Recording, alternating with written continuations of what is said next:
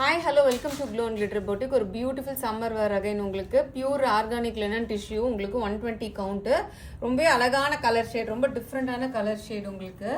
So இது வந்து பார்த்தீங்கன்னா உங்களுக்கு 60 கவுண்ட் 70 கவுண்ட்லேருந்து இருக்கும் உங்களுக்கு லினன் எல்லாம். நம்ம வந்து அப்படி பண்ணுறது இல்லைங்க, 100 120 கவுண்ட் பியூர் தான் போடுறோம்.